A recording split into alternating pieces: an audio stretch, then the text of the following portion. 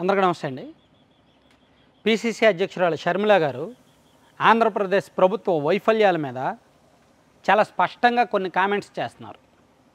అంటే ఇవన్నీ పాత పాయింట్లే. ఇప్పుడు విశాఖ స్టీల్ ప్లాంట్ వ్యవహారం కానీ, ప్రత్యేక హోదా వ్యవహారం కానీ, లేదా ఈ పోర్టులు అమ్మకం కానీ, ఇవన్నీ కూడా పాత వ్యవహారాలే. ఎప్పుడో 2020, 2021లో జరిగిన వ్యవహారాలే.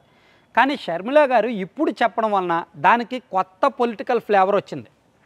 కొత్త వ్యక్తి పాత అంశాలను మాట్లాడినా కొత్తగానే ఉంటుంది. సో ఇప్పుడు షర్మిల గారు ఆంధ్రప్రదేశ్ రాజకీయాలకు కొత్త, పిసిసి ప్రెసిడెంట్గా కొత్త. కాబట్టి ఆమె మాట్లాడిన అంశాలు మళ్ళీ జనంలోకి కొత్తగానే వెళ్తాయి, కొత్తగా చర్చ మొదలవుద్ది. అందుకే ప్రత్యేక హోదా అనే అంశాన్ని రాష్ట్రంలో రాజకీయ పార్టీలు మర్చిపోయాయి, ప్రజలు మర్చిపోయారు, అందరూ మర్చిపోయారు. అలా మర్చిపోవడంలో, మరిపించడంలో వైసీపీ సక్సెస్ అయింది. సో దాన్ని మళ్ళీ షర్మిల గారు లైవ్లోకి తీసుకొచ్చారు. ఆ విషయంలో షర్మిల గారు సక్సెస్ అయ్యారు. ప్రత్యేక హోదా విషయంలో షర్మిల గారు చేసిన ప్రతి కామెంటు 100% వాస్తవం. జగన్మోహన్ రెడ్డి గారు గతంలో ప్రతిపక్షంలో ఉన్నప్పుడు ప్రత్యేక హోదా కోరుతూ ఎంపీలను రాజీనామా చేయించారు. 25 మంది ఎంపీలను గెలిపించండి, హోదా తీసుకొస్తానన్నారు. కానీ మాట మార్చారు. ప్రత్యేక హోదా అనేదాన్ని చంపేశారు. ఆ హోదా అనే మాటనే చంపేశారు. మళ్ళీ ఏమనంటే మేము కట్టుబడి ఉన్నాం అంటారు. అలాగే ప్రత్యేక హోదాతో పాటు విశాఖ స్టీల్ ప్లాంట్ విషయంలో కూడా వైసీపీ తప్పటడుగులు వేసింది, తప్పుల మీద తప్పులు చేసింది. అసెంబ్లీలో ఒక తీర్మానం చేయాల, విశాఖ స్టీల్ ప్లాంట్ ప్రైవేటీకరణకు మేము వ్యతిరేకం, విశాఖ స్టీల్ ప్లాంట్కు ముడిసరుకు కావాలంటే మేము మా రాష్ట్ర నిధులు ఇస్తాం, విశాఖ స్టీల్ ప్లాంట్ మాది, మా హక్కు అని అసెంబ్లీలో ఒక తీర్మానం చేయాల. చేసి కేంద్రానికి పంపిస్తే కేంద్రం దిగొచ్చేది. కానీ విశాఖ స్టీల్ ప్లాంట్ విషయంలో కూడా వైసీపీ ప్రభుత్వం ఫెయిల్ అయింది.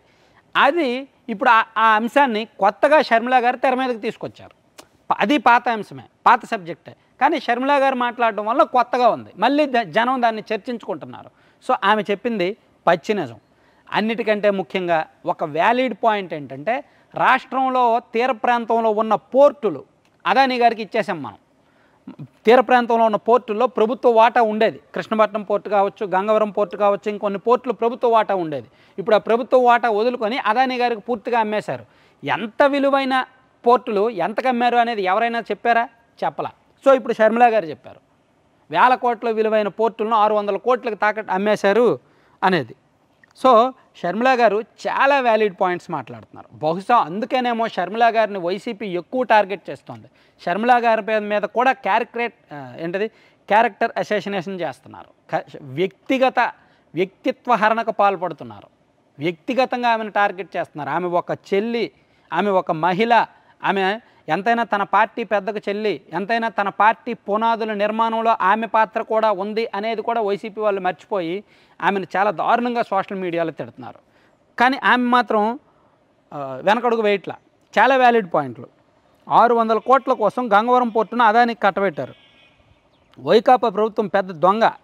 భాజపాతో కలిసి స్టీల్ ప్లాంట్ కాళ్ళు చేతులు విరిచేశారు.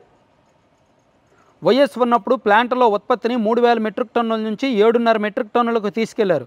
ఇప్పుడు కనీసం లాభాలు కూడా రాకుండా నిర్వీర్యం చేస్తున్నారు. స్వలాభం కోసం ప్రజల ప్రయోజనాలను తాకట్టు పెట్టారు. ఇనుప ఖనిజం ఇవ్వకుండా పరిశ్రమకు కాళ్ళు చేతులు విరిచేశారు.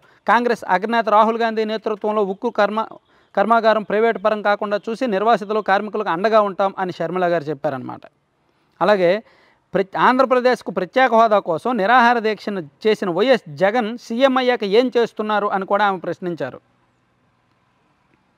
సో ప్రత్యేక హోదా కానీ, పోలవరం విషయంలో కావచ్చు, అలాగే విశాఖ స్టీల్ ప్లాంట్ వంటి వ్యవహారంలో కావచ్చు, అలాగే పోర్టులను ప్రైవేటీకరణ చేసే అంశంలో కావచ్చు, ఇవన్నీ పాత అంశాలే, అందరికీ తెలిసిన అంశాలే. కానీ షర్మిల గారు మాట్లాడడం వల్ల కొత్తదనం వచ్చింది, కొత్త అందం వచ్చింది. దాని మీద జనంలో డిస్కషన్ మొదలైంది.